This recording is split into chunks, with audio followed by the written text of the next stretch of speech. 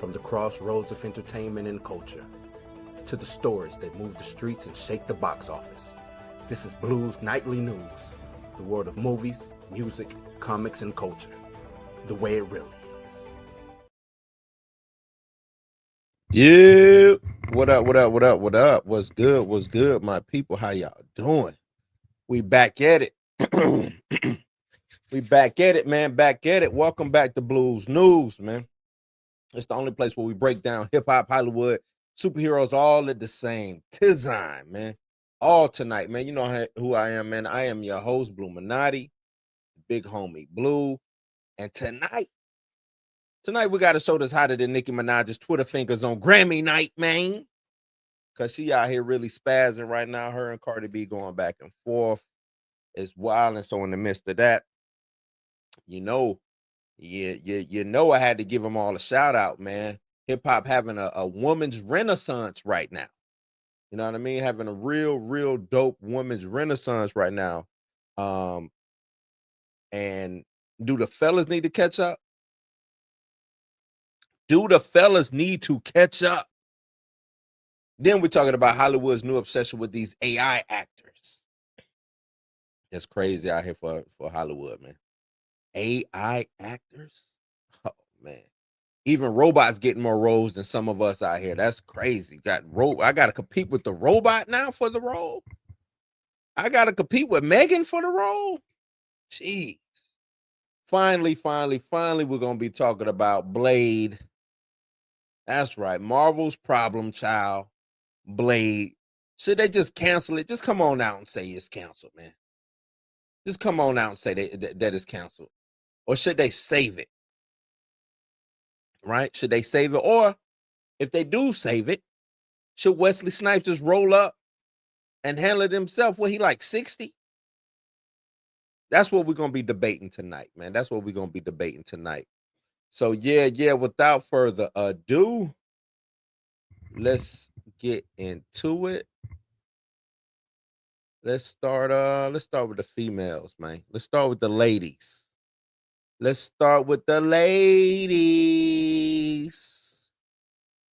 ladies. Let's start with these ladies, man. Now, OK Player, they dropped the dope article because this is where I got it from. OK Player dropped this dope, real dope article, calling it Women's Hip Hop Renaissance. And look, man, tell you the truth, they right. Women is out here killing it right now. You know what I'm saying? They really out here killing it. They running the rap game, stadium tours, the fashion, all of that. You know what I'm saying? Just out here looking good. It's probably smelling good, all types of stuff, man. And the guys out here arguing on podcasts about who to go. Which ain't nothing wrong with that, but where the music at? You know what I'm saying? They ain't dropping the guys out here arguing about who to go that ain't dropping the good music, man. Ain't dropping the good music. It's only been a couple quality. Yeah, I say just a couple. Tyler, Kendrick, Clips, Benny, the whole Buffalo squad over there, they dropping stuff. But the girls is out here, they letting y'all see and know what's really going on, man. You know what I'm saying? I ain't saying that the fellas done fell off. You know what I'm saying? But if the only bar that you dropped this year was about paying your child support, maybe it's time for y'all to sit this one out. Maybe it is time for y'all to sit this one out, man. So I'm going to go into this list, and we're going to talk about bars, bags, and boss moves from these women. You know what I'm saying? Because I really want to salute the women. Who up in here? Cute. Ty. I got the Phillies. I didn't know you was a Philly fan, Ty. You a Philly fan? Not the Philly fan. All right, so yeah, the women's hip hop renaissance, bars, bags, and boss moves, man. From the chart dominance to record breaking deal, these women in hip hop aren't just thriving; they are reshaping the culture and business on their own terms, man. Right? 2025 female rappers are in their renaissance era, and no, we're not talking about fangirling over Beyonce. We're talking about embracing a cultural rebirth that lets women run rap. We all know DJ Kool Herc, dubbed the Godfather of hip hop, laying down the path for predominantly male rappers like the Sugar Hill Gang, Grandmaster Flash, Curtis Blow, but it's often overlooked that women cemented their presence in the culture in a musical genre after MC Sharrock went from being known as the B girl from the Bronx to MC at the Funky 4+1 in 1979. They taking it way back, way back, way back. That Uptown artist was dubbed the first femc, aka the first lady of hip hop, became the first female MC to perform at Saturday Night Live. She did so alongside the Funky 4+1. If you don't know who they are, then it's time to do some homework. So we got the little video, Funky 4+1. And please welcome my friends from the Bronx, the Funky 4+1 more. I know about this old school right here, man.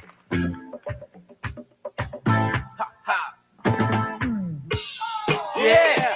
If you're ready for this, Say you're ready for this. if you're ready for this, Say you're ready for this. are you ready for this? We're ready for this. Are you ready for this? We're ready for this. What we just can't miss. It's Just crazy how can't far miss. hip hop has come, man. With a beat like this. Come on, come on, come on. It's the joy. Yeah, yeah. We're gonna prove to the world that we're for real. We're gonna prove to everybody we know the real thing. I used to, man, my pops had the VHS joints. My uncles had them, you know what I'm saying? And I would just watch because they would record the performances, whether it was Soul Train, Saturday Night Live, wherever they was performing at hip hop. Because, you know, back then, hip hop wasn't as prominent as it is now. And it's dope going down this memory lane watching this stuff because it wasn't as prominent as it is now, man. So that's crazy. So we got MC Sharrock. Said women came up in the game and often had to work twice as hard to prove themselves, usually with the backing of a male co-star. New age pioneers like Eve, Remy Ma, Trina created tracks that remain iconic today, yet their careers were propelled in part by male counterparts. Eve with DMX and Rough Riders, Remy Ma with Fat Joe and Terror Squad, Lil Kim with Notorious Big and Junior Mafia, Trina with Trick Daddy, Missy with Timberland, and so on.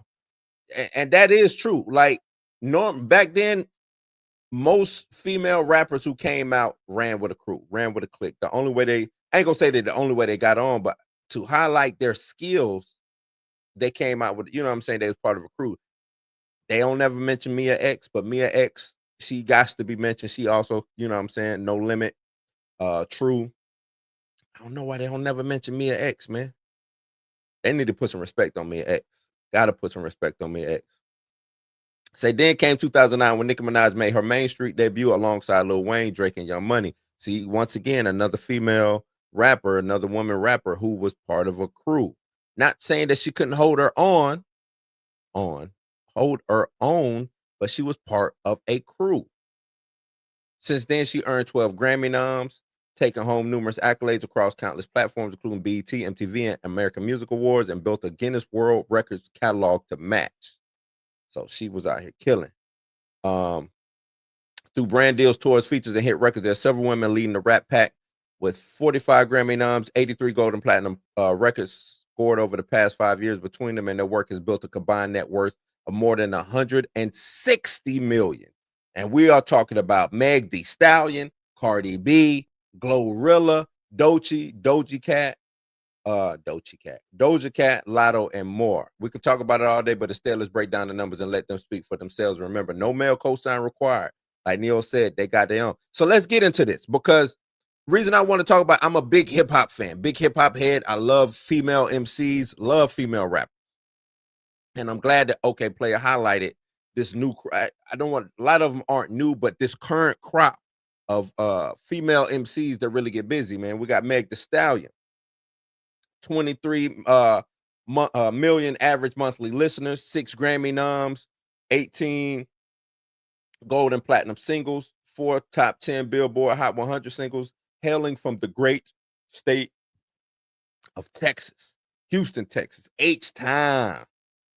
Meg Thee Stallion is the ultimate baddie. She has brains, beauty, and a Bachelor of Science degree from Texas Southern University. The Texas native debuted with her first full-length album, Tina Snow, in 2018, and has been cocky as F ever since. But don't confuse her confidence with being conceited. Over the past 5 years, Meg has amassed more than 23 million Spotify listeners, 4 top 10 Billboard 100 singles, 3 Grammys, 9 brand partnership deals with Revlon and AT&T among them, 18 gold and platinum singles, 4 gold and platinum albums, and 40 million reasons to go all gas, no brakes. She's done it all with grace. We can't forget she's become the first Black woman to appear on the cover of Forbes 30 under 30. I did not know that.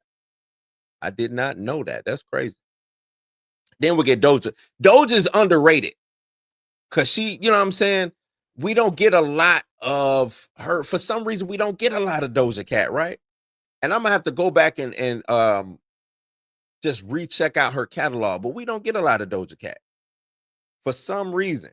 You know what I'm saying? Like, I think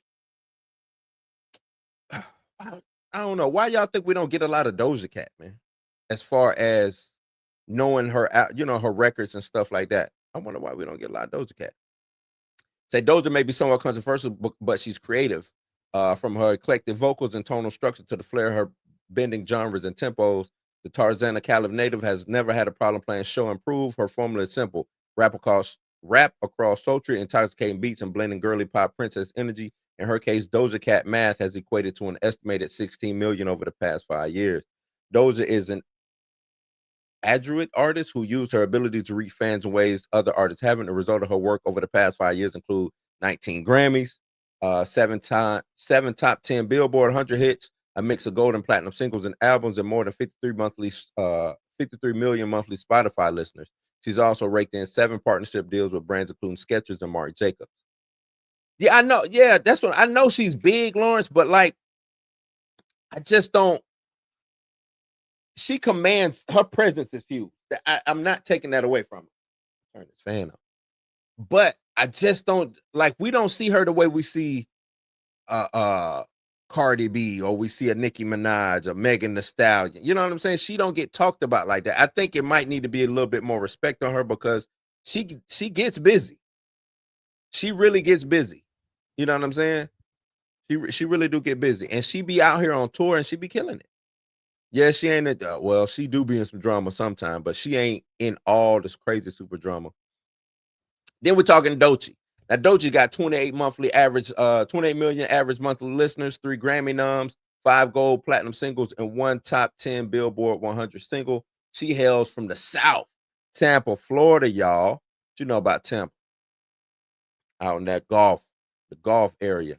Doechii dropped her first set of trap and B vibes in 2019. She was everything you needed. Whether you knew it or not, she became vibrant. She was different. She can't correct the way true artists should. Her talent is effortless, undeniable, which is why top dog TDE was determined to make her their first female rap signee in 2022, and they did. With access to more success to maximize her flair, the Tampa-born listeners imprinted on hip-hop fans with a string of singles, but sampling Goat Ye, somebody that I used to know for her 2025 smash Anxiety, was pure genius. The single has brought in over 1.1 million in sales, and in just a few years, Doechii has earned 3 Grammy noms, 1 Grammy win, 4 brand deals, Savage X Fenty, Nike, Cash App, and Samsung, and 5 gold and platinum singles. Now her 28 million monthly Spotify listeners are waiting on to hear what's next. What's dope about Doechii is a lot of people tried to call her a plant, not realizing that all over TikTok and everything like that was a song that Doechii had. Let me see if I can find that song. And everybody was rocking to it, and they just didn't know who Doechii was. It's a song. What's that song? I'm gonna find it.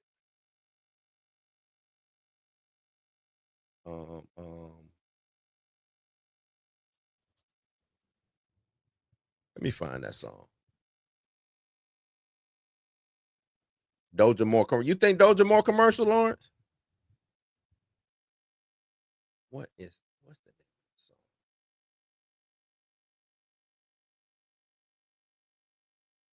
Because it was all over TikTok. What year?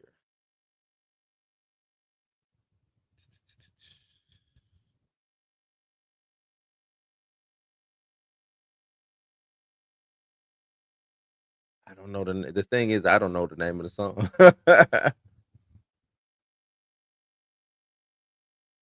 I do not know the name of the song. It'll come to me though. But yeah, she was already out here. Doechii was already out here making noise, and everybody was trying to call her a plant. I'm like, nah, she ain't no plant. It's just y'all didn't know who she was before she actually blew up. So give that lady all the respect and all the props that she deserves, man. Lotto, my dog Lotto. I like Lotto, y'all. I like Lotto. Lotto is hip hop's favorite big mama. She knows it. Born in Buckeye State, but raised as a Georgia peach. That's right. Fans can hear her roots in every track. Alisa Michelle Stevens, the former Miss Mulatto, became Big Lotto the moment she slid on the Billboard charts with Big Energy in 2021. And it's been nothing but up in the year since. She headlined 2 tours, garnered 3 Grammy noms, released 7 gold and platinum singles and 2 gold and platinum selling albums, landed 6 brand deals, including Just Eat, Halls and Camille Rose, amassing a $5 million net worth. By all accounts, she lives up to her name of her debut album, Queen of the South. And I would love to see like Lotto just go like full steam ahead. I think she needs a little bit more. Just something. She got to have like, she need that big single to really take her up. You know what I'm saying? But I think it could happen. I'm really this list ain't bad, man. Doechii, Lotto, Doja Cat, Meg Thee Stallion. This ain't a bad list, man. This is not a bad list at all. Glorilla. Glo been having just a crazy past 2 years. Glo, we saw Glo glow up like in real time. We saw Glo glow up. Am I right? Glorilla is as glorious as they come, and she has the accolades to prove it. She represents Memphis to the fullest. And in just 2 years, her raps and rigor and roots have put her in high demand as the fresh face of hip hop. In 2022, Big Glo signed with Yo Gotti CMG label, and a year later, the Bluff City MC dropped her second major label mixtape, Everything, earning 3 Grammy noms for her self-motivating anthem, Yeah Glo. She released her debut album, Glorious, in 2024, and even rapped her way onto the presidential campaign trail, supporting former President Kamala Harris in her bid for the White House. Since then, she's found her flow, stacking 9 gold and platinum singles and 3 albums, including one for her 2023 EP, Anyways, Life's Great. She also snagged a deal with Adidas and became the first face of all 4 Rihanna's Fenty brands. So that's dope. What's dope about, like I said, we've seen Glo glow up. What up, Buck? Buck in the building. We've seen Glo just really, start from zero and just elevate. And I think I think we need to see more stories like that. I think with the songs that she dropped, they talking about self-motivating. I think she should be a motivator to anybody who is starting at ground zero with something. You know what I'm saying? That you can just go on and be great. If you're good at your craft, you can go on and be great. So I'm going to always salute Glo, and I think she got the flow and she got the look. To me, she got the total package to go out there and really be something, man. And she don't seem to be in a lot of drama. Seem like she stayed to herself and she just do her. Then we got her now. I don't know about this one. Maybe I spoke too soon about this list. Maybe I spoke a little too soon about this list. I ain't gonna hate on Ice Spice though. Ice Spice. They say Ice Spice delivery on the mic matches the color of her hair. Vibrant, unremorseful, and always making a statement. She helped introduce a new world to the Urban Dictionary when she shared her 2020 single, Munch, and became a viral sensation. Her rise was rapidly into collaboration with artists like Nicki Minaj on the rendition of Aqua 90s, Barbie Girl, and sampling industry heavyweights like Genuine and Mario Winans to craft hits such as Gangsta Boo featuring Lil Tay. Gen Z goes after what they want, and she got it. Within 3 years, she snagged 11 partnerships, including Duncan, Kate Spade, and Skims, of 4 Grammy noms. She headlined the Y2K World Tour, delivered 6 gold and platinum records over the past 5 years, and built, $5 million net worth along the way. So salute to her, man. I'm not the biggest Ice Spice fan. I think she's kind of annoying. I don't like her flow too much, but I will give her props. I'm gonna give her accolades nonetheless. She is still part of this fresh crop of female MCs who are holding it down and really getting to it, really getting busy. So even remember her and Lotto had the little back and forth, and then they just came together to do the new little song that they got. So that's dope. They even squashing beef. You know what I'm saying? They even squashed the beef. So that's dope. That is dope. Salute to Ice Spice. Next up, we got, I think, who is the queen right now. She just dropped this fire album. I love the album. She's and the reason I'm gonna say she's the queen because she knows exactly coming from that reality TV world, probably being one of the only ones, if not the only one, to make it out of reality TV and actually have a successful music career or something like that. She knows what buttons to push. She knows how to be personable. She knows how to talk to her audience. And she's got a huge fan base. Yeah, Buck, she is cooking. Like her rollout was crazy. And I know a lot of people like, man, she just stayed pregnant. I get, look, her business is her business. I'm only talking about her rap. I'm only talking about her career. I ain't finna get into her personal business. I'm only gonna talk about her career. 30 million average monthly listeners, 3 Grammy noms, 8 gold platinum singles, 5 top 10 Billboard Hot 100 singles, hailing from the Bronx, New York. She called herself the Bodega Baddie, y'all. The Bodega Baddie. Cardi B thought she had 2 options, stripping or losing. But she got up 10 when she dropped her first mixtape, Gangsta Bitch Music, back in volume 1 back in 2016. She immediately leaned into the project's success and gave fans another sonic sample of her follow-up project, Gangsta Bitch Music Volume 2. Then she turned heads, including Oprah's, when she came through with her debut studio album, Invasion of Privacy, in 2018. And that was a banger. It was such a tantalizing project that she took home the Grammy Award for Best Rap Album in 2019, and she's toured off that album, won singles and features ever since. Cardi's all about her bag, and in that case, the bag holds lots of zeros, but those zeros weren't just handed to her. The Bronx-bred rapper has earned 10 grand. Well, we already went over that. All her accolades. Coily Ray. She's had some success. I think it could be better. But one thing, you know what I do like about this list is all spectrums. You know what I'm saying? Because sometimes you need the top, then you need middle of the pack. You know what I'm saying? And then you got some people. I don't want to put her down there, but then somebody taking up the rear. And I think this list covers up all of that. Now they're all successful in their own right, but this list covers every spectrum. Said many assume Coily Ray's rise was tied to her father Benzino, but she made it clear she's carving her own lane. Born in Boston, the rapper used her music to channel raw emotions to tackle real life challenges that have shaped her story.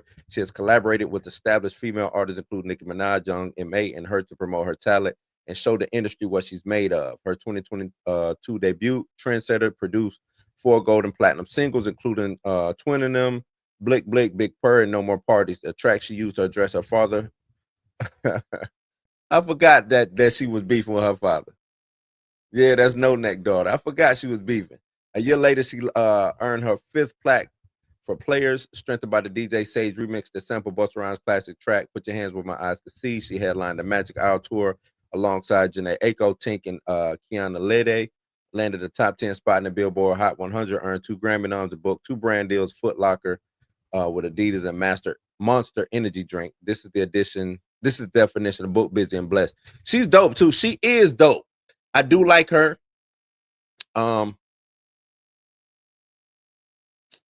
Honestly, I really don't have any kind of real critique about her when it comes to her. I think she's right online and doing what she's supposed to do. She's still on the rise. This list is real good. It's only, and I don't really want to say it's it's a personal preference of mine. This is only had because I think this is the last person on the list. Yeah, only one person on this list gets on my nerves. Only one person. And salute to her because she's still out here doing her thing. That's just a personal nitpick, personal preference for mine. But she's still doing her thing. Everybody else on this list, even her, let me not say everybody else. Everybody on this list is playing their position, playing their role. And one thing I like about a lot of these female rappers, especially these 3 right here, they are actually rapping about certain things, certain topics. Most of our, and the reason why I think there's a hip hop takeover with women right now, women rappers, is because they're rapping about subjects. Don't you go, Nick. They are rapping about actual subjects that deal with real life situations. You know what I'm saying? Like they are elevating their topics and what they're speaking about, while a lot of the dudes, a lot of the men out here, they still rapping about drugs, sex, money, and murder. And the girls, not saying that the girls ain't doing it, but I don't see the dudes having a vulnerable, I want to use the word vulnerable, but a personal song, a song that talk about losing somebody or going through, you know what I'm saying? It's always just drugs and partying, man. For the most part. Let me not say all of them, but for the most part. And that's why I think so many of the male MCs get caught up in the weeds and in the minutia of everything, because it's hard to really parse through hip hop because you're not standing out, because you sound like him, he sounds like him, he sounds like y'all all sound the same. Doechii don't sound like Cardi, Cardi don't sound like Meg, Coley Ray don't sound like Lotto. Like they all got they, you know what I'm saying? They distinct flavors and sound. And I think that's what's really dope when it comes to female hip hop right now. They just standing out. Yeah, they killing us right now. They is on top, man. They are on top. I'm trying to tell you, on top. They killing us. They killing, and salute to them. I'm not saying it like I mind, you know what I'm saying? Look, I can never hate on a woman. I'm always big up, you know what I'm saying? Do your thing, shorty, do your thing. But it's like it's like they're the ones who went back and studied the 90s. Right? Look, it's like they went back and said, okay, it was certain subject matters. Let's touch on, because I don't think people who listen to music just, you know what I'm saying? I think they always talk about the vibe, but sometimes you want to feel or connect too. It ain't just the vibe. You know what I'm saying? Ooh, the vibe. Throw that on. That's a good vibe. No, you want to connect. And these female, these women MCs, they giving you something to connect to on a deeper level. But they doing it with good songs. Because when the dudes do it, it sounds like they force it. And that's why it don't really catch or hit, because it sounds like they just forcing it. You know what I'm saying? So yeah, man. Y'all let me know what y'all think about these female MCs. Who y'all got holding the crown right now? Let me ask y'all that. Is it Megan, Ice Spice, Doechii, Cardi, somebody underground that we don't give enough love to? Drop it in the chat and y'all let me know, man. Mola said he been listening to a lot of Childish Gambino.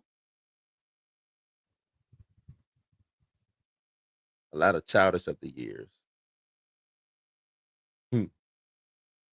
He said, yeah, Glow. But yeah, y'all let me know who holding it down. Y'all know who. I already said that Cardi is the queen right now. She really repping real hard. So yeah, with that down, let's keep this thing moving. Let's talk about these AI actors, man. These AI actors, this is what is going on with these AI actors, man. AI actors, come on, Hollywood, what are y'all doing? Y'all casting y'all first AI generated actor, Tilly Norwood, y'all. She look like she could play in Euphoria, Riverdale, Stranger Things, all at the same time. That ain't cool, man. That'll never be cool to me. Never be cool to, you know what I'm saying? Like, really, actors is pissed. I'm pissed. SAG actor is, you know what I'm saying? They watching closely, and I get it. Imagine losing a role to the algorithm. You lose to that, you know what I'm saying? Right now, I'm fighting the algorithm doing this YouTube stuff. You know what I'm saying? It's hard to cut through the algorithm doing this YouTube. Now imagine when I show up for auditions, I don't get a call back, and then I see they got Cyber Blue. You know what I'm saying? Y'all remember the Madden commercials or the EA Sports commercial where it was Cyberberry and all of them? They got Cyber Blue up there. Robot Blue, Terminator Blue. You know what I'm saying? That's crazy work, man. Like, what do you got to put on your resume now? You know, What do you do? What you got to put in your resume now? You go and you lose out to Wi-Fi. Why? You just got beat by Wi-Fi. You just got beat by Wi-Fi. And the thing is, I'm not against AI.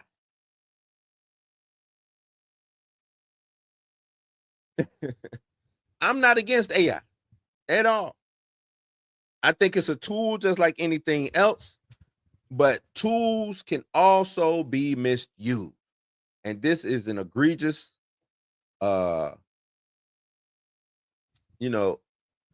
egregious use of AI, in my opinion. But let's get into what it is. Polygon. This article from Polygon. Yeah. Wi-Fi. You lost the Wi-Fi. So AI actor Tilly Norwood provokes outrage from Hollywood's real actors. Creativity is and should remain human created. SAG-AFTRA Actors Union went on strike in 2023. Can y'all see that? I could barely see it. Let me make this a little bit bigger. Went on strike in 2023 to earn better minimum compensation and higher residuals from streaming, among other goals. One thing it sought was protection against the threat of AI, and that threat is looking more prevalent just 2 days later. Yeah, that's crazy. They just went on strike for this. They just went on strike for this. And here y'all go, basically spitting in the face of the actors with Tilly Norwood. Look at Tilly, man.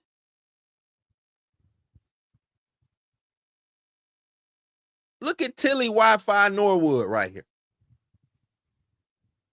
You can't beat Tilly. Tilly will just show up and outdo you because she can channel every actress. You know what I'm saying? And she need to be Meryl Streep. She could be Meryl Streep. She need to be Halle Berry. She could be Halle Berry. That's the bad thing about dealing with this AI situation.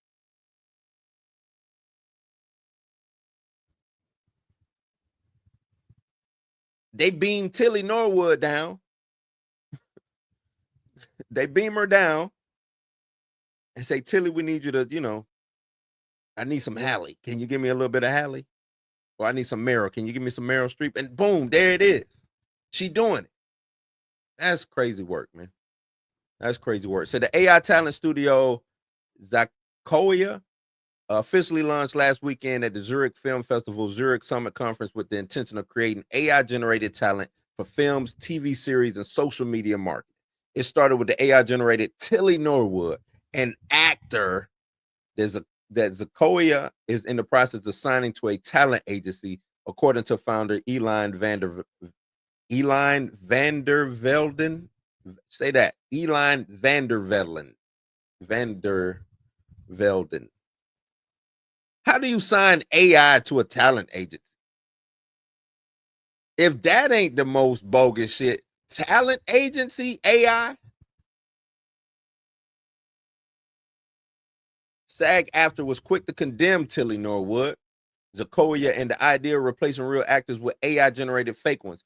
To be clear, Tilly Norwood is not an actor. It's a character generated by a computer program that was trained on the work of countless professional performers without permission or compensation. The union said in a statement released on Tuesday, it creates the problem of using stolen performances to put actors out of work, jeopardizing performer livelihoods and devaluing human artistry. They beam Tilly down. What you gonna do? This is what Feige be doing. I can see Feige doing this, especially with the green screen. And they tell you, you know what I'm saying, you out here acting, green screen behind you. You don't even know that they finna put Tilly Norwood right there on that green screen. Tilly Norwood. Buck say he never met a good Tilly. Straight up villain name. Molot say Tilly used a hard R like Dre. Oh, Skynet face. Tilly talking about I'll be back. Tilly, if you don't take your ass on somewhere. Emily Blunt, who's starring in the upcoming The Smash Machine, called the situation around Tilly Norwood terrifying. In an interview with Variety, "Good Lord, we're screwed," she said. "This is really, really scary. Come on now, agencies, don't do that. Please stop taking away our human connection." Several more actors like Ralph Ineson, Melissa Barrera, and Nicholas Alexander Chavez also spoke out against Tilly Norwood. Vandervelden addressed the backlash even before SAG-AFTRA weighed in. On September 28th, she posted on Instagram through Tilly Norwood. So Tilly Norwood even got a... So Tilly Norwood is really the op. Like, for real. She got an Instagram account too. So not only are you fighting Tilly in, you know what I'm saying, when you show up to act, but if you on Instagram and you trying to cut through, Tilly beating you on Instagram, like, you can't win. She everywhere. Tilly everywhere. How you gonna beat Tilly? She got a TikTok popping, Instagram popping. You just look, if Tilly show up with a podcast, we done. We might as well wrap it up. If Tilly show up with a YouTube and a podcast, wrap it up. I'm a Dre, Meek. Hey man, we just need to wrap it up. Tilly got us. Tilly got us. A statement saying that AI creation is not a replacement for a human being, but a creative work, a piece of art. That's a lie, man. She compared AI actors to artists' tools like CG imagery, puppetry, or paintbrushes. Comments on the post were definitely not Vandervelden's side, with people calling the situation embarrassing and exploitative. So he's saying it's not a replacement for human beings, but a creative work, a piece of art. Artist tools like CG imagery, puppetry, or paintbrushes. Is Big Bird, since he said puppetry, Big Bird, Oscar the Grouch, Elmo, Cookie Monster, do they got talent agencies? Do they got talent agencies? Now, the people running the doing the puppeteering, they might be part of a talent agency. But I doubt Big Bird is signed to whatever the big talent agency is. What it is, CCA?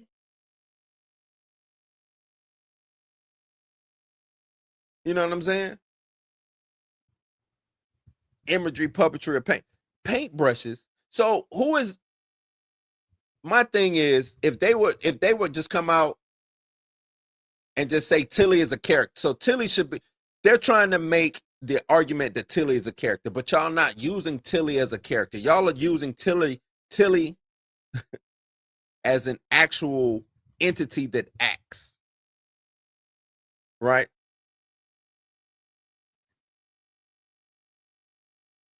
Vegeta right here is a character.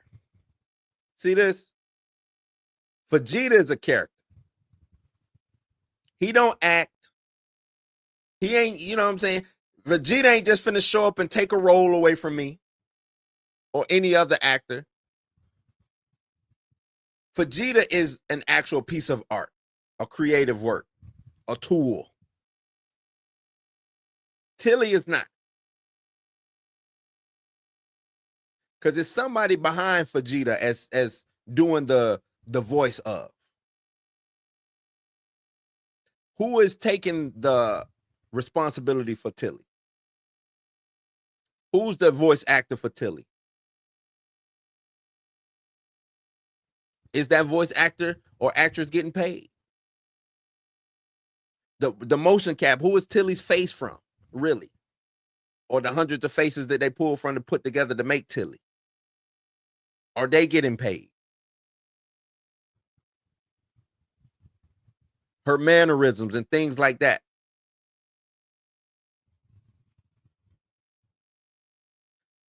They go on to say you should release the names of every single individual Tilly was modeled after, and they should all receive royalties for anything grossed by this AI model. And that's what you got to see. The thing is, if you're going to be doing this AI stuff, you got to source your sites. You got to source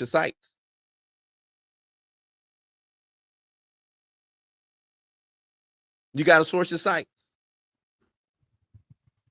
Or cite your sources. I'm saying it backwards. You got to cite your sources. Who did Tilly come from? Who's Tilly's parent? Because that's who should be getting paid. The person who created Tilly. If y'all are saying Tilly is just a character, then y'all need to be paying whoever created Tilly. And y'all need to treat Tilly as a character, not as an actor. See, that's another thing. They treating Tilly like she's an actor. But then you trying to sit up here and explain, oh, she's not a replacement for human beings. She's just a creative work. She's like a tool. No, y'all treat her like an actor. She getting paid.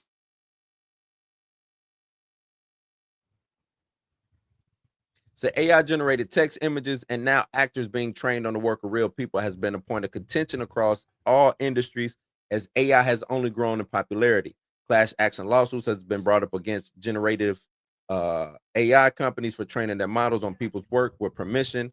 Anthropic AI is paying out $1.5 billion to settle a lawsuit brought by authors whose work anthropic AI used without permission, for example. It remains to be seen if Takeover will debut more AI talent or if anyone will be willing to sign them now that so many have spoken out against exactly that. So you can read SAG-AFTRA's statement for below. This is what SAG-AFTRA said. It says SAG-AFTRA believes creativity is and should remain human-centered.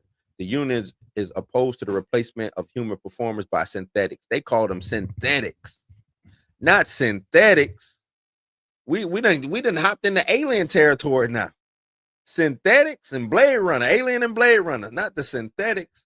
To be clear, Tilly Norwood is not an actor. It's a character generated by a computer program that was trained on the work of countless professional performers. Without permission or compensation, it has no life experience to draw from, no emotion, and from what we've seen, audiences aren't interested in watching computer-generated talent untethered from the human experience. It doesn't solve any problem. It creates the problem of using stolen performances to put actors out of work, jeopardizing performer livelihoods, and devaluing human artistry. They write on it. They write on it. Additionally, signatory producers should be aware that they may not use synthetic performance. I'm gonna start saying that. It ain't AI no more. Tilly, you ain't AI. You a synthetic performer, girl. Sit your behind down. Sit your ass down, Tilly. You synthetic performer. Hey, that's the new that's like being synthetic is a racial slur. They gonna make synthetic a racial slur now. Watch. Synthetic gonna end up being a racial slur. Man, if you don't sit your synthetic ass down. Oh man. Synthetic performer without complying with our contractual obligations, which generally require notice and bargaining whenever a synthetic performer is being used. Synthetic performer sounds so bad. Right? Don't that sound bad? And I could just imagine them just saying it. Just look at the way they wrote this. Additionally, should be aware that they may not use synthetic performers. Bargaining whenever a synthetic performer. It just sounds crazy, man. I'm using that though. From now on, matter of fact, if I'm watching a movie or show and the acting in it is bad, I'm gonna call that person a synthetic actor. Synthetic actor. This is crazy. Oh, Tilly. Tilly, go sit down somewhere. How many fingers you got, Tilly? Let me count you. You know they say you got to check the fingers. How many fingers you waving at right here? Tilly, man. This is nuts. This is crazy. But we knew it was coming, though. Like, I'm pretty sure. Well, I ain't gonna say they all knew because they actually, the union, is supposed to stop things like this. So it was always on the horizon, but just 2 years removed from the the protest and stuff like that is wild, man. It's wild. I don't get it. But would y'all watch Tilly in the movie? Would y'all sit back, get your popcorn, and hug up on your girl or your boy or whoever your significant other is, and would y'all be like, oh, this that new joint starring Tilly Norwood? We gotta watch this. Or is this where y'all draw the line at? You know what I'm saying? Y'all let me know, man. Y'all let me know. Tilly Norwood. I'm gonna reach out to Tilly. I'm gonna see if I get Tilly. Would y'all want me to get Tilly on the show? Let me get Tilly on the show and let's really do a deep dive on Tilly. I'm gonna see if I can get her on the show, man. See if she can answer me some questions. Maybe she know what happened with Bo DeMaio and all of that. We're gonna get down to it. Oh man, yeah, man. With that one down, let's keep it moving. Let's get into this Brady. You know I'm ready for this one. You know I'm ready for this one. Let's get into this, man. Can they just cancel Blade already? Can they just cancel Blade already? Please, can y'all just cancel Blade already? Just do it, man. Just do it. Blade, just do it. The most cursed project in Marvel history. First it was coming, then it was delayed. Then they rewrote it. Dan Mahershala was like, y'all better fix this or I'm out. Now they might just cancel it altogether. I say get rid of it. Get rid of it. Get rid of it.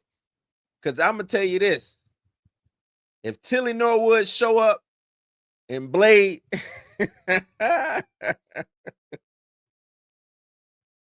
if Tilly Norwood show up as Blade, man, come on now.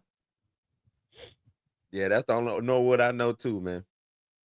But look, for real, we know Wesley made Blade iconic. And I think that's what's really hurting him. Wesley did such a good job that they don't really know what to do. And I think that's what's Marvel's problem. They are so stuck when it comes to somebody doing a job with a character that they can't fathom moving on and getting somebody new. It's like they just don't know how to do it. Chad did such a good job with T'Challa. They don't know how to move on to get a new actor to come back and get you some T'Challa. Wesley did such a good job with Blade. They went and got an actor and still ain't put this actor to use yet. Still ain't put him to use. Right?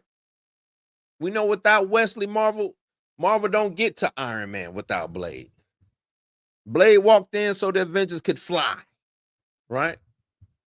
But now it seems like Marvel need this Blade movie more than ever. I think so. But I also think they need to go and sharpen that wooden stake up. Straight to the heart. And move on. Or decapitate. Y'all know how to kill vampires. Stake through the heart or decapitate. It's time to move the F on. Just move the fuck on. Get up out of here, man. It's time to get Blade on up out of here. I would say that y'all tried, but y'all didn't even try. I can't even give y'all a A for effort.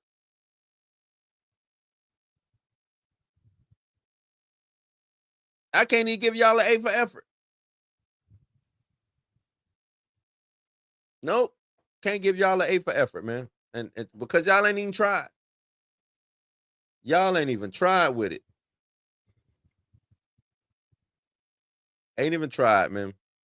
So reason I bring that up is we know Marvel just had a cancellation.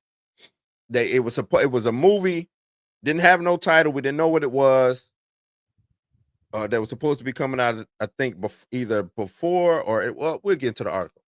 Since Marvel cancellation means Blade would be 9 years late if it happens. Marvel Studios' long anticipated Blade reboot seems to have hit another delay. The project first announced at San Diego Comic-Con back in 2019 of July. 2019, we in 2025. 6 whole years later. Mahershala Ali set the star has lost its previous held release date. Disney has now removed the July 23rd, 2027 slot from the schedule, meaning Blade will not arrive until 2028 at the earliest. This pushes its debut at least 9 years after the initial announcement. 9 years. Who waits? Let me not say who waits. People wait years to do movie, you know what I'm saying, to get a movie off the ground. But this is Marvel we talking about. They announced this movie in 2019. Now they've canceled the mysterious movie that they had that was supposed to come out in 2027 of July, which means that if Blade is coming, it'll be in 2028, which would be a whole 9 years. And I don't believe that happened because we still haven't heard nothing about a script being finalized. We don't know what Mahershala Ali looks like as Blade. No mock-ups, no nothing. Say Marvel's Blade movie won't arrive at least until 9 years post-announcement. Disney reassigned the 2027 date to the Simpsons movie 2, which will open alongside. They got ripped.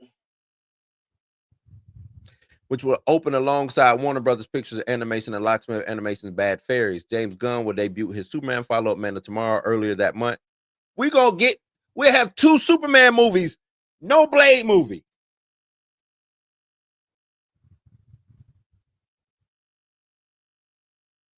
Two Superman movies, no Blade movie.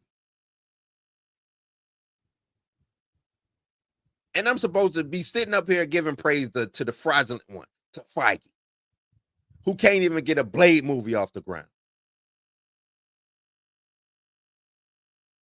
Now that I think about it, James Gunn went over to, when did James Gunn go over to DC? Let me look this up real quick.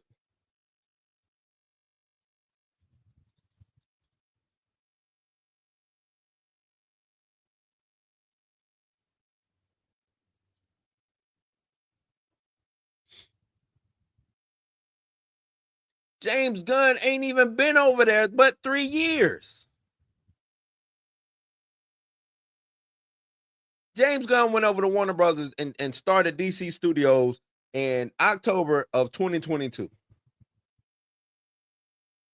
In October of 2022, he's already given us a Superman movie, Creature Commandos, Peacemaker Season 2, about to have another Superman movie, or a Supergirl about to come out, and going to have a Superman movie before we even get one Blade movie. Before we get one Blade movie, James Gunn will have DC up and rolling. And he ain't been there but 3 years.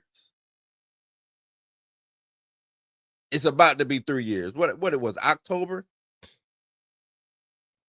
25th is when he got there.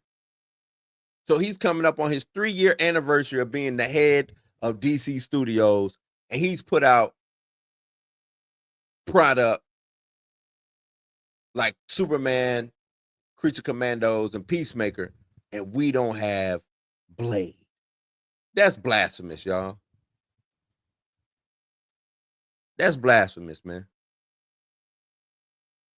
Said Marvel had originally placed an untitled film on the July 23rd spot, sparking speculation that the project was connected to Blade. Everybody wanted to think it was Blade. I knew it wasn't Blade. See, in order for it to be Blade, you would have seen some things. Right? You would have seen some things. We ain't seen nothing. No Blade movement. And I know people, oh, well, we saw Blade Night or Blade Moon Blade, whatever the hell it was in Marvel Zombies.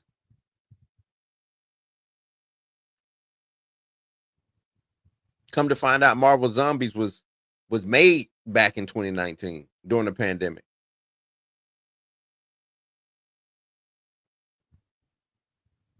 Which also means they should have got Mahershala Ali to do the damn voice. If it was done way back then, something ain't right with the Blade situation. Something is not right with the Blade situation. Since Marvel Studios has shifted its current phase lineup, Joe and Anthony Russo will direct Avengers Doomsday arriving December 18, 2026. We'll also have Avengers Secret Wars scheduled December 17, 2027. Before those releases, Marvel and Sony will launch Spider-Man Brand New Day on July 31st, 2026, with Tom Holland returning as Spider-Man.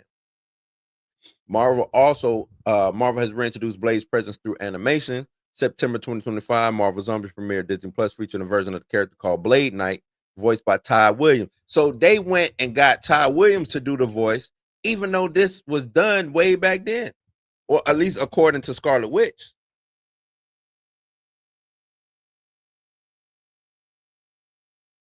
So voiced by Ty Williams, this amalgam of Blade and Moon Knight exists outside the main MCU continuity.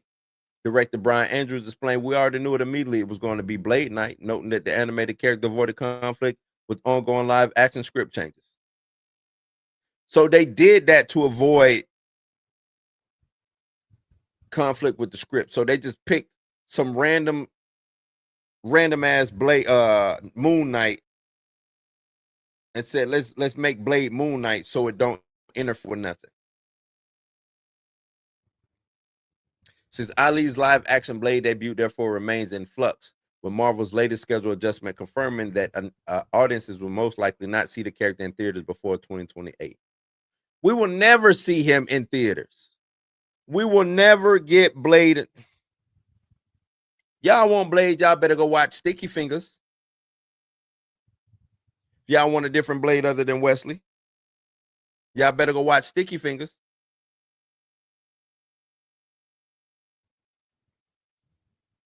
Because that's all you're going to get. That is all you're going to get. We're not getting Blade, y'all. We are not getting Blade. Blade is done, out of here, finito. And I don't think he was ever going to be a priority. I think that was the fake out. It was the setup. Marvel is bad with black characters.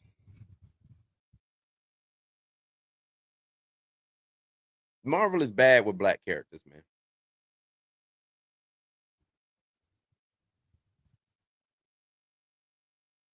Marvel is bad. I'm going to do my Dr. Umar. Marvel is bad. That's the, and say it 3 times. Marvel is bad with black characters, man.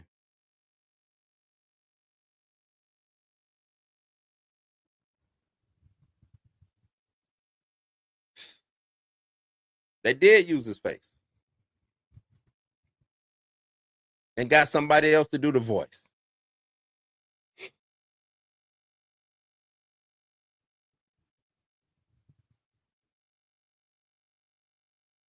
So let me know, man. Are y'all pro Blade? Do y'all want Blade to come out? Does Marvel owe us? Blade deserves some justice. Give Ali the script he deserves. Or are y'all just willing to wait for Blade? Or are y'all on side B to cancel it? I'm side B. The story's cursed. Maybe Blade could work a little bit better as a Disney Plus series or animated or something.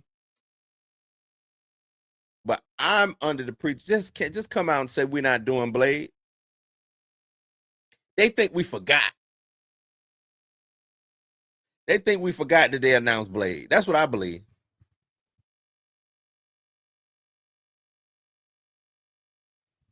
Just cancel it, man. Just stop it. Blade ain't coming. Blade is not coming. Just cancel it. Get Blade up out of here. Mahershala Ali, to me, he's moved on. He don't know what's going on.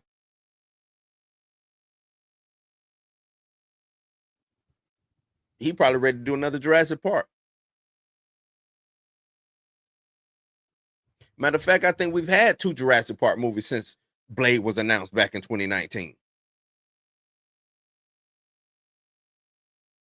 If not 3, now that I think about it, we might have had 3 Jurassic Park movies since then.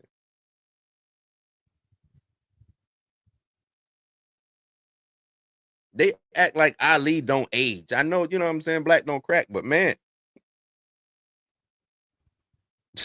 I like that Moloch. Billy say Blade coming out after Armor Wars. 2 things we ain't never getting. I like that one. I'm gonna keep that comment up. Blade coming out after Armor Wars.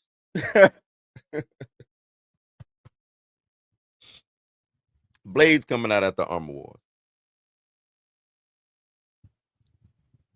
Damn shame, Moloch. Damn shame. Oh, Q, I appreciate that. Q just gifted somebody a house guest membership. Salute to Q. Salute to Q. Much appreciated. Let me give you this. I love gold. The look of it, the taste of it, the smell of it, the texture. Who got it? Lawrence. Lawrence got it. Salute to Lawrence. Lawrence became a sponsor. Okay. Appreciate it, Lawrence. Appreciate it, Lawrence. What does that even mean? What is that? I'm gonna give you becoming a sponsor. I'm gonna give you something too, man. I appreciate you becoming a sponsor. Let me give you some Dame Dash, brother. That's right. Some Dame Dash. I appreciate it, man. I really appreciate it. Yep. Oh, you got gifted a membership. Okay. Got it. Yeah, but they think we're not paying attention, man. Just yes or no so we can move on. So we can divert our attention to someplace else, to something else. We can take it. We can take it, man. It's all right. We didn't believe it was coming anyway, so it's just come out. Hey, look, man. Hey, we tried. We gave it our best shot. Just can't figure it out. Just, you know what I'm saying? But that's another reason why they need a regime change over there. And y'all hear me talk, you know what I'm saying, when I be talking about Feige. But I just, you know what I'm saying, like I'm 50-50 talking real cash, you know, shit about Feige, but at the same time, I don't want to see him just lose his job. I think he did a good job, you know what I'm saying, up to a certain point. But it's time for a regime change. And I'm one who don't necessarily think I don't necessarily think that these last two movies, I mean, Spider-Man, you know, Spider-Man is Spider-Man. But as far as these last two Avengers movies, I don't necessarily think that they are going to be what people think they're going to be. I don't think there's these two Avengers, this Dr. Doom, RDJ is Doom, and I don't think they saving the MCU.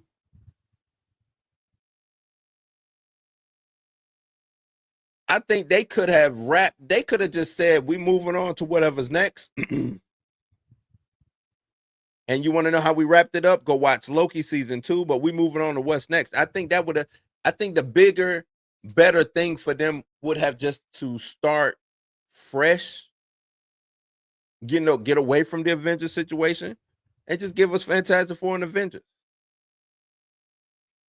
And said universe. I mean, I think it would have been way easier to just, if they would have just said, hey, here go X-Men movie. If they just said, here's an X-Men movie,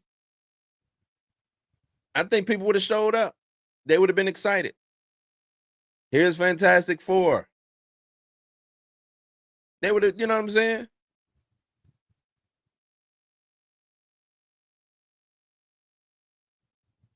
I think it would have worked better that way instead of trying to do this.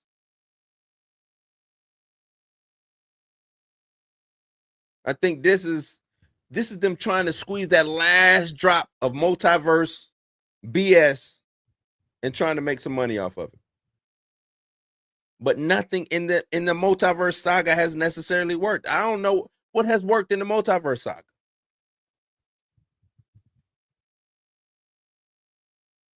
What has worked in the multiverse saga?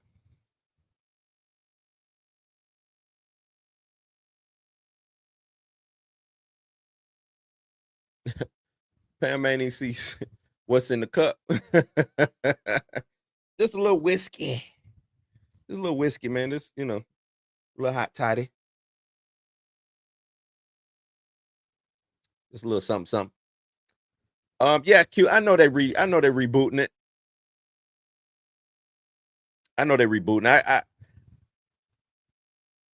I just think it's better. I think cold turkey would have been the best thing to do. I don't think anybody would have asked no questions. Honestly, I don't think anybody would have asked any questions if they just would have cold turkeyed it. Start fresh, cold turkey.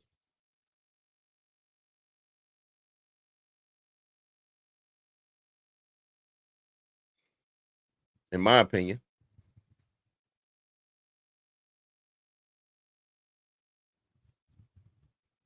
Lauren said they dropped the unannounced movie probably because of tariffs. They're going to see how these last 2 movies do. I can see that.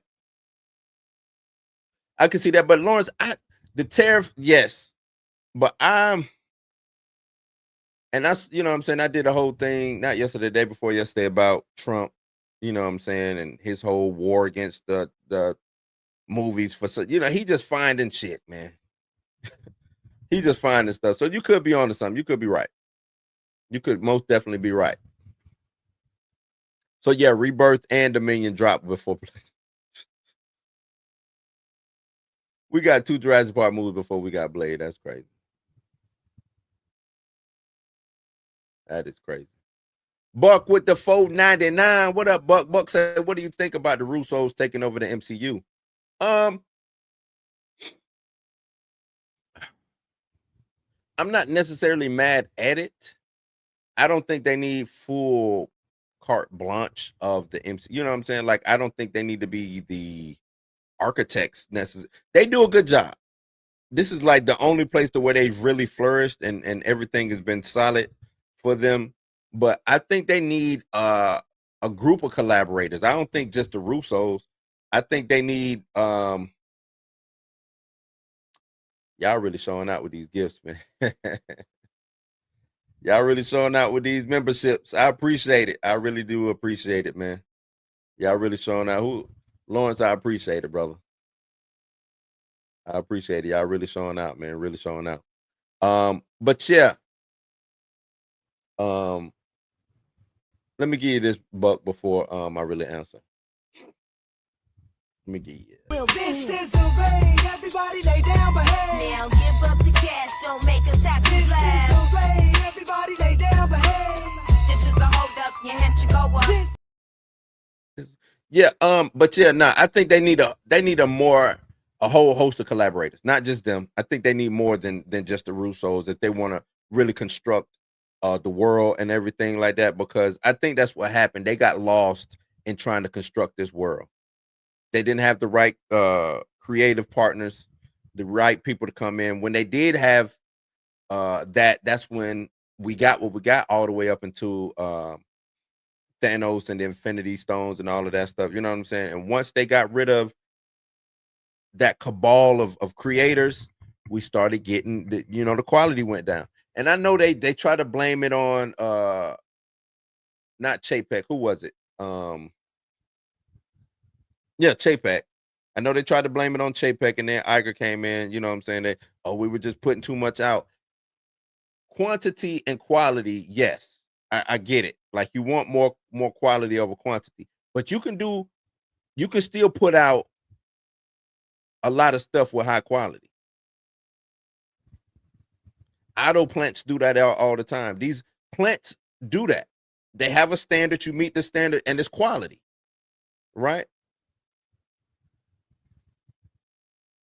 It's quality. You can put out a lot of product and still have quality. Y'all just chose not to do that because y'all didn't have the right people in place to tell you that this was quality. Y'all did not have the right people in place to tell y'all whether this product was good or not.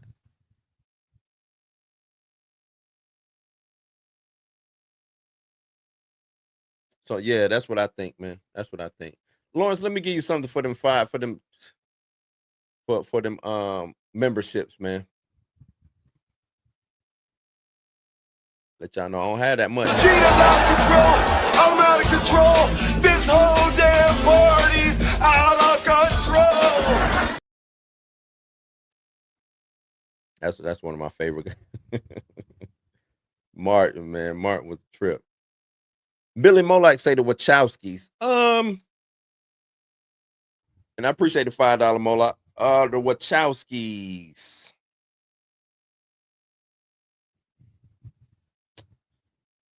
They ain't really. They did good with the first, with the Matrix trilogy. After that, I don't necessarily. Let me look up what they've really done and see if anything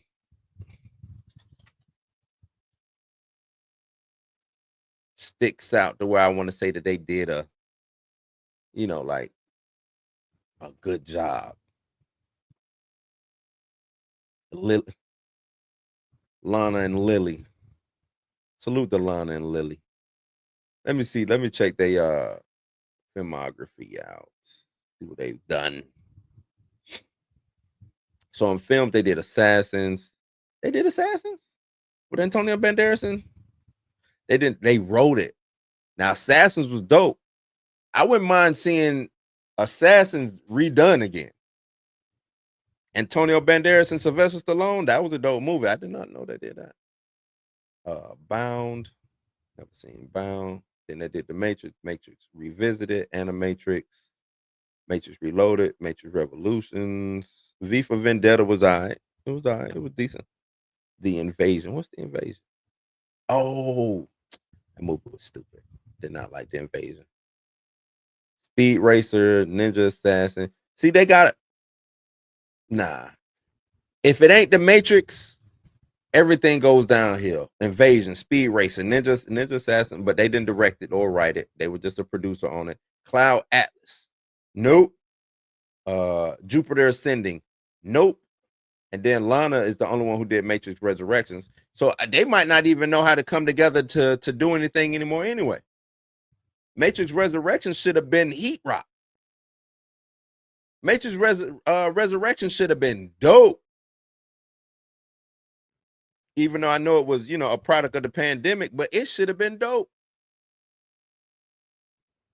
I'm sure they wish they can erase that off their Matrix list. But that should have been dope. I liked it and then I didn't like it. Television they did Since 8. Since 8 was okay. I don't know if y'all saw that. That was on Netflix, Since 8. And then Work in Progress. What's Work in Progress? That's a comedy, right? Yeah, that's a comedy. I don't know about that. They have written some comic books. Clive Barker's Hellraiser, Clive Barker's Nightbreed. They've done a lot of Clive Barker stuff. Book of the Damned, Ecto Kid. Not Ecto Kid. Ecto Kid was a game, if I remember correctly. The Matrix comics, and then Doc Frankenstein, the Shaolin Cowboy. So, I mean, they could work. Now I know who Sophia Stewart is. I already know Q, but I'm just giving them the credits that they have amassed through Saga. I know who Sophia Stewart is. It's a lot going on with that. But they even talk about that on this little YouTube, not YouTube, on their wiki. So but yeah. Not the Wachowskis.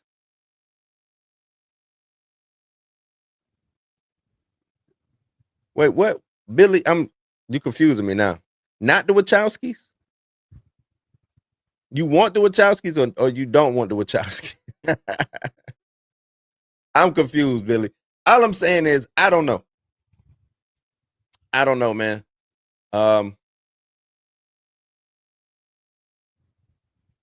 I couldn't, which maybe not. I think maybe it would have to be something suitable for them. Like, what would be a good storyline for the Wachowskis to come in and do? Especially, we their best work has been dealing with the Matrix. What would be their best work that they can come in and do? Oh, you saying we don't want them? we don't want the Wachowskis. 6, what up? I mean, I wouldn't mind, like what I'm saying, Billy. I don't necessarily mind. I hope you don't mind me calling you Billy. I wouldn't necessarily mind it. The Wachowskis come in, Russo brothers. What's a black director? My man from The Equalizer. Well, I can't think of his name right now. He's actually one of my favorite directors. I can't think of his name. He'd be like, "You ain't your favorite." I can't think of his name. It's right there too.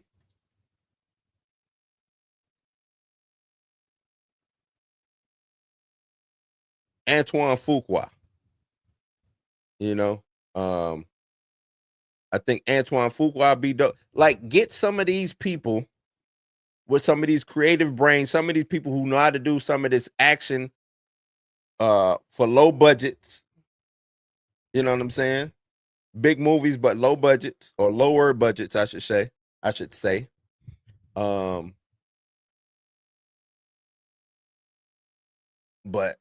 I don't know. They got and get some comic book guys in there, some writers. Get some comic book writer guys who've written comic books. They don't have to be the highest of high, but just somebody who knows these characters. They don't have to be top tier A1 comic book writers. Get 2 or 3 of them as consultants to help with Antoine Fuqua, to help with Wachowskis, to help the Russos. Bring Nia DaCosta back. Let her redeem herself, so to speak, or y'all should redeem yourselves with her.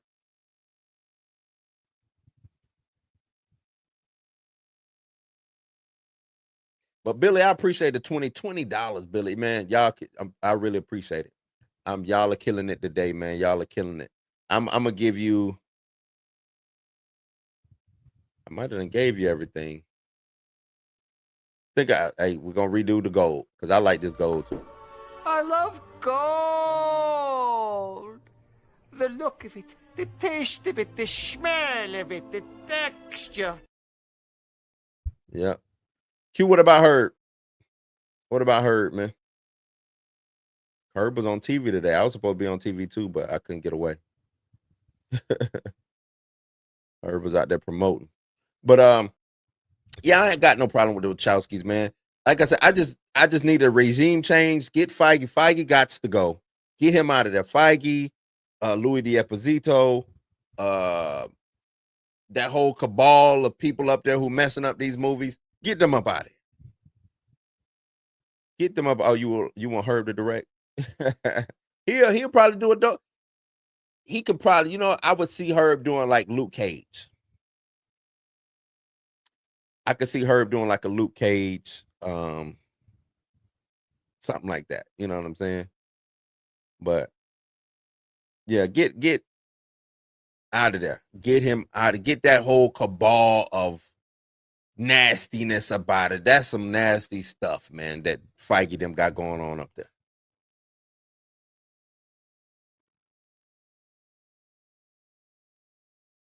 You said that exactly right, Lawrence. The Wachowski, because it was just one. It was just Lana who did that horrible job. It was just her. I think if they would have came together and did it together, it might would have been a better movie. But man, it's like they tried to be too meta, and we didn't need that, man. We needed like a Matrix movie. It wasn't no fighting. It wasn't nothing about it was fantastic to me. And maybe I need to go revisit it. Even though I've watched it like because I'm a huge Matrix fan. That's the thing about it. I love the Matrix. Matrix is a top 10 franchise for me. But nothing about this last joint was fantastic. You know what I'm saying? Was fantastic. Nothing about it screamed the Matrix to me. The fighting, just all the physics defying stuff. Nah. And they did have the cast was bomb. They had a real dope cast.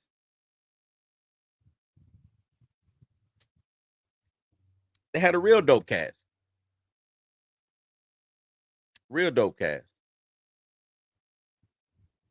Q say, nah, that last one sucked.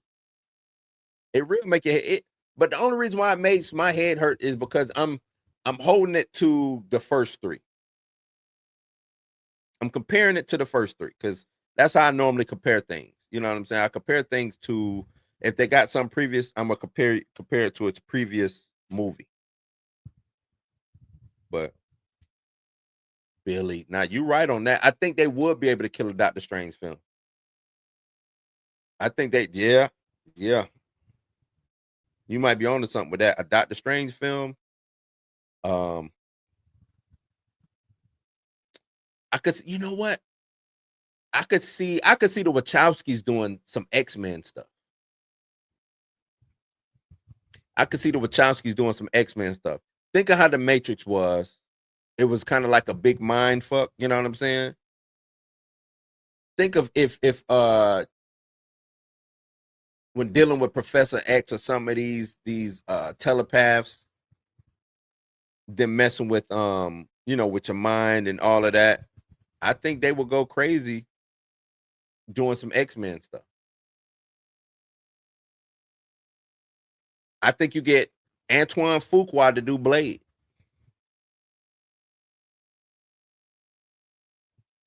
Because they don't have a director, right? I think you go get Antoine Fuqua, who's done these last 3 Equalizer movies. Reasonable budget. Nice action. Let who was that? Was that Guillermo del Toro did who wrote the first 2 Blade films? Let him write. And we call it a day and we move on. QWB might should have just let somebody. Maybe WB should have just let somebody else do it. They should have just moved on without him.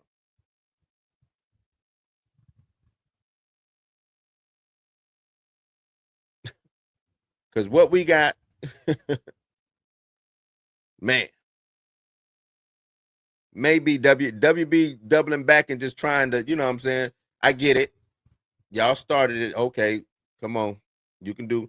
No, they should have went and got somebody else who was just a fan of the Matrix and a fan of the Wachowskis who could maybe, embody that.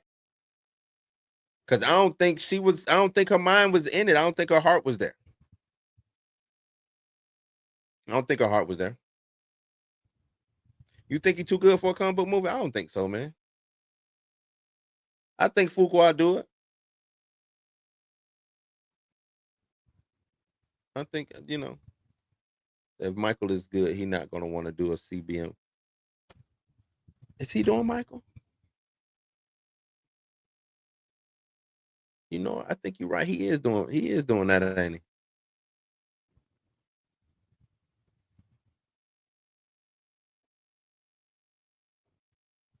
Yeah.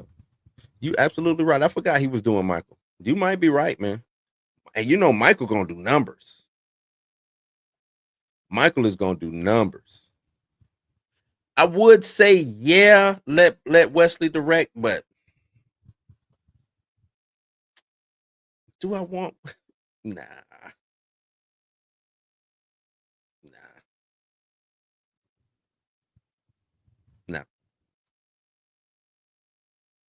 Ty in the bill. Ty, I'm not mad at getting I forgot his name. We were just talking about it to who did Shang-Chi.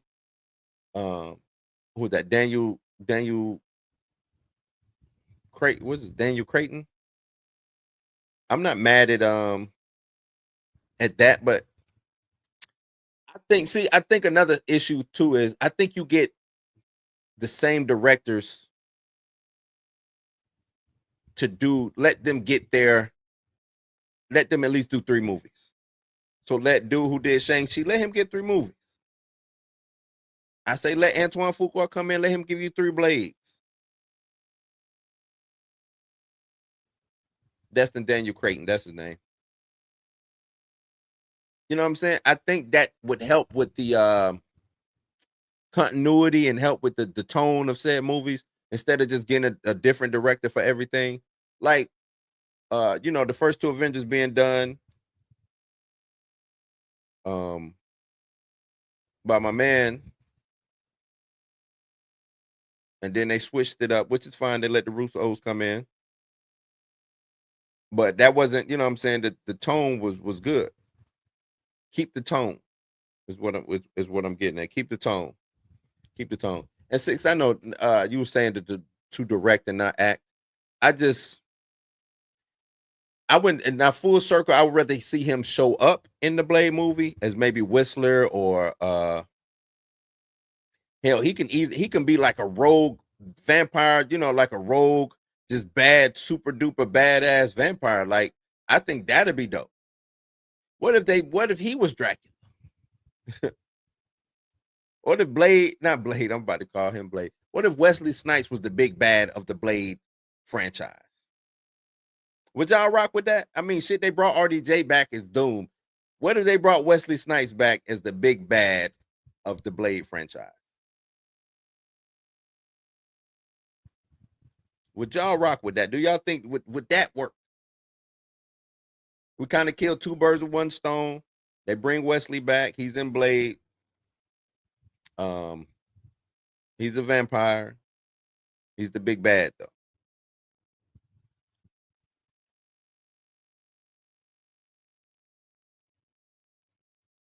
Do y'all think that'll work?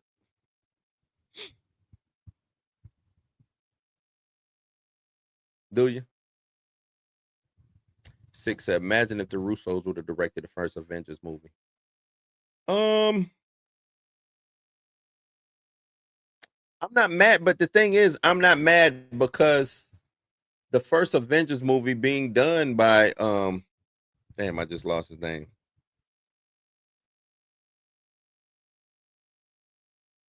Well, I can't think his name right now, but being done by him, Whedon, being done by Josh Whedon, I don't think is a bad move. Josh Whedon is a comic book guy. He writes comic books or has written comic books. You know, he didn't half step on the Avengers. I don't think he half stepped on the first two Avengers movies.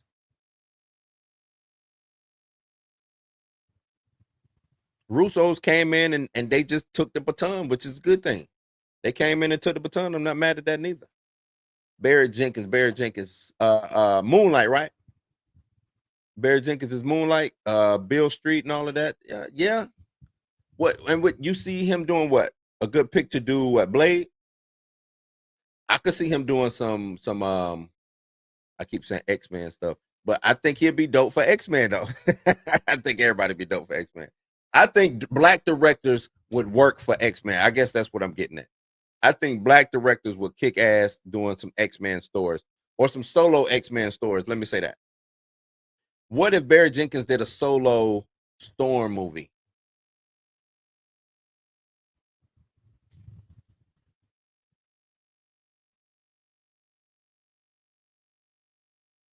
Barry Jenkins on a solo Storm movie. What y'all got? Y'all rocking with it? Blood Hunt would be crazy. But Josh Whedon was canceled for. Yeah, I can. Josh Whedon's going. I can see Josh Whedon coming back. I get it. I know his past behavior was atrocious. I get it. I get it. I know.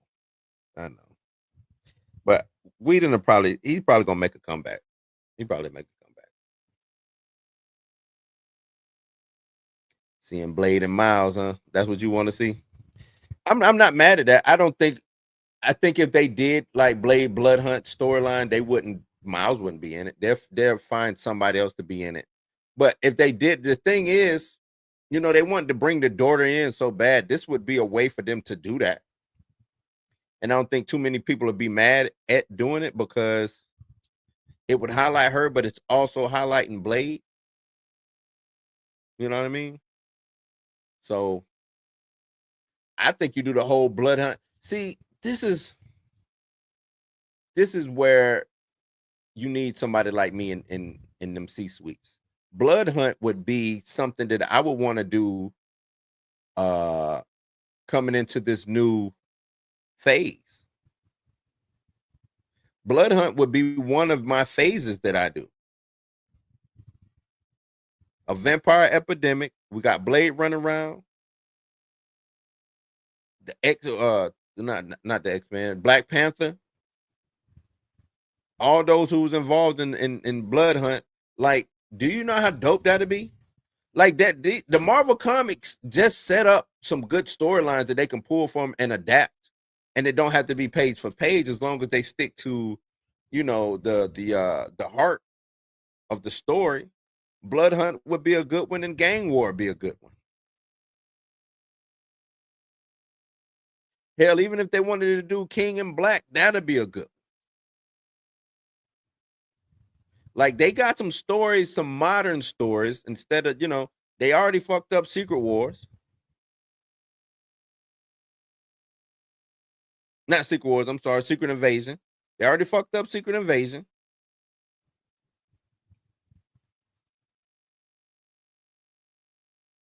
Age of Apocalypse, they fucked that up. So I wouldn't even revisit that, even though I know they got their hands on, you know, on the X-Men now. Leave that alone.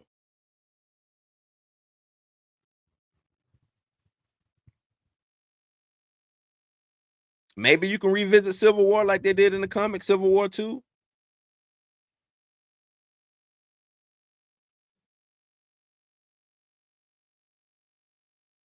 But Blood Hunt, Gang War,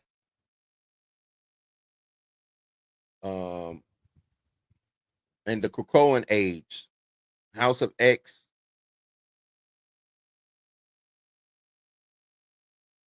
you know, stuff like that. I think it works. I think it works. Feige, I know you're not leaving, so I just need you to listen to me, Fraudulent One. Oh, Fraudulent. You got material to use. Use it. Use it. Plug and play where you have to. You know, what characters make sense to the story, to the movie storyline. But Blood Hunt, if you introduce Blade and it's the Blood Hunt storyline and it's affecting everything that's going on in the MCU, oh man, that'd be crazy.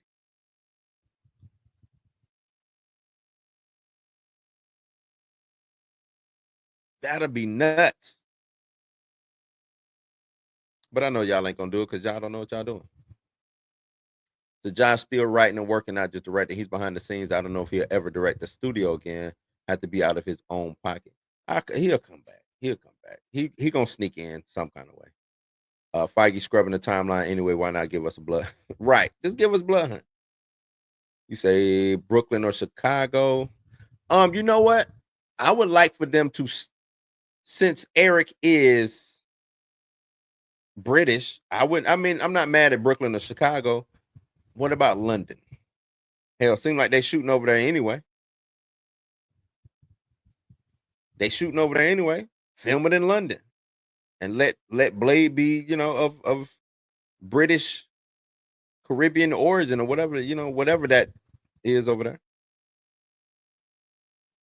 So because basically every movie since Iron Man doesn't matter. Only thing canon is a weak F4. Yeah, you're right. You're right. Q says, Blue, you don't want to rock up apocalypse. No, I don't. I don't, man. I really don't. Leave the. I think there's a place for the Rock to be in, maybe somewhere, but not as Apocalypse. I think you go get some unknown, big black, wide nosed, big lipped black dude to be Apocalypse. Kind of like my boy who was on the Green Mile. Like, you go find somebody like that. At least that's what I think.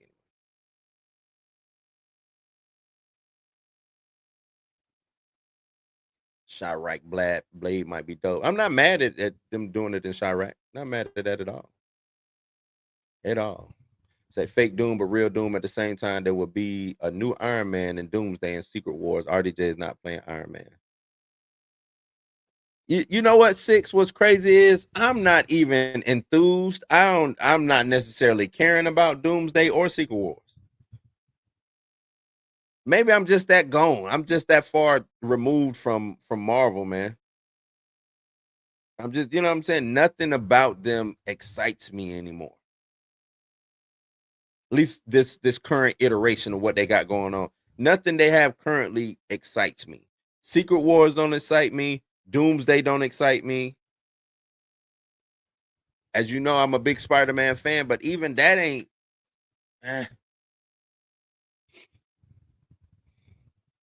Nah.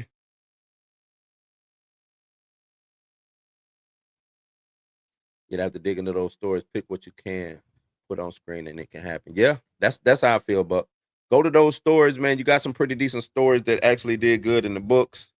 You know, like I say, plug and play and make it happen. But Billy, the thing that tax tariff Trump shit don't make sense.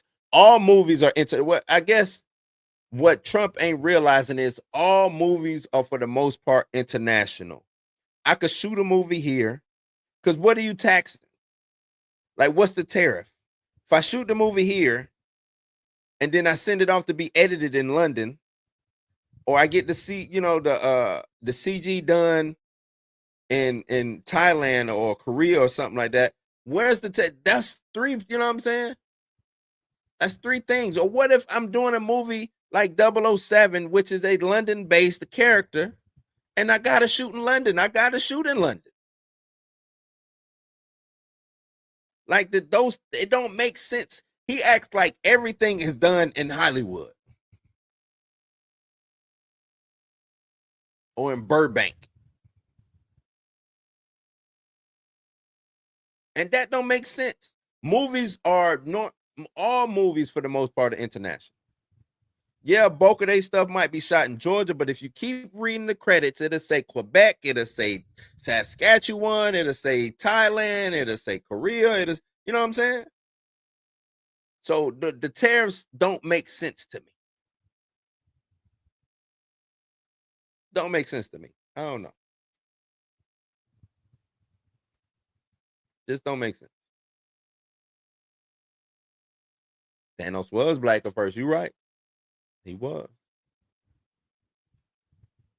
He could still be. You know what? I'm not mad at that 6JM. He could still. That'd be if they snuck JM back and he was Apocalypse. Wouldn't be mad at it. Would not be mad at it. No, I need to see a trailer. Just yeah, I'm not. And the trailer gonna have to be fire. Fire. Tell you. So think about it though. If he's not a Stark variant, that means there was never a real Tony to begin with. That's the only way they can pull it off. You trying to go in the theory mode, conspiracy theory. So think about it though. If he's not a Stark variant, that means there was never a real Tony to begin with. That's the only way they can pull it off.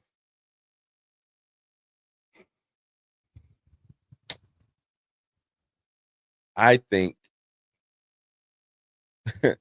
we're so confused with this variant and timeline and universe and all of that that they just gonna pull the wool over our eyes. You make a valid point. Think, Mark, think. You make a valid point. But the thing is, I was about to confuse myself. I don't know, Six. Look, man, I feel you. I think you're right. I think you got a point.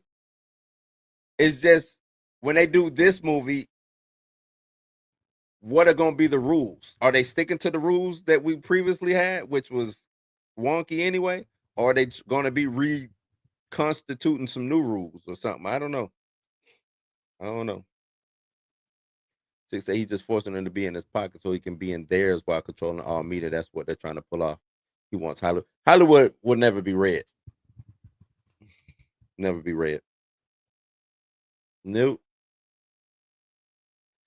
Hollywood won't be.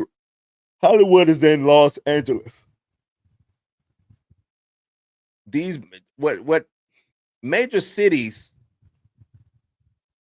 are never red for the most part. I can't. What's a major city that's red? Let me see.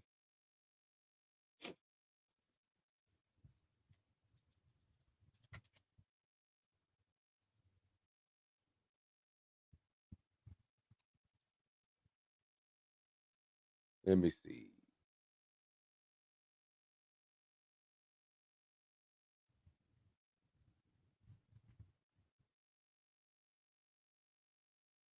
So these are the top 10 most conservative cities in the United States. Bristol, Tennessee. Burleson, Texas. Asheboro, North Carolina. Alabaster, Alabama, Enid, Oklahoma. What the rest of it, man? Bullhead City, Arizona.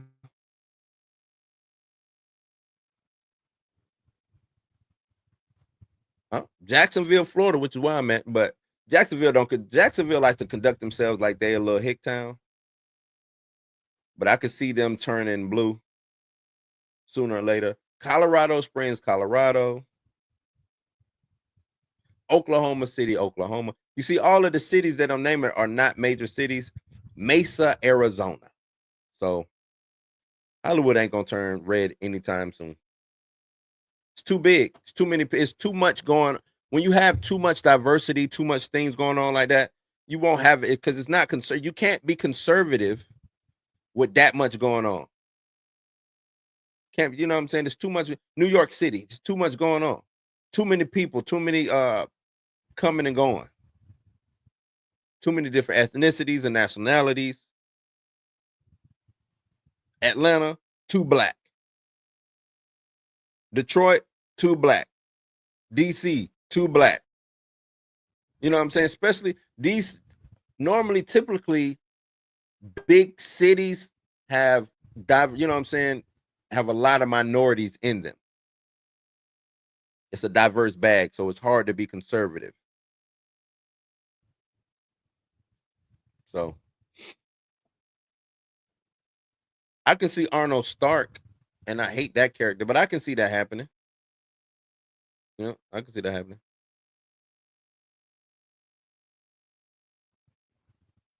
So the only thing to Hollywood is the word that rhymes with pew. We ain't going there, Buck. Not today. Not today. I don't know anything about Jacksonville other than the military base. Yeah, Jacksonville is the largest city in America landmass wise, but it's real rural. It's rural. The mindset is rural. Let me say that it's a rural mindset. And they just now, because I'm in Jacksonville now, they just recently are starting to think of themselves on the level of a Atlanta, Miami, New York, LA, Chicago, Houston. You know what I'm saying? They're thinking, hey, wait, hold on now. It's too many people because Jacksonville is a black city. It's too many other diverse. You know what I'm saying? It's big. It's a lot going on here. A lot of military here. I think military is probably what's keeping it more red than anything. You know what I'm saying? But it's just too much here.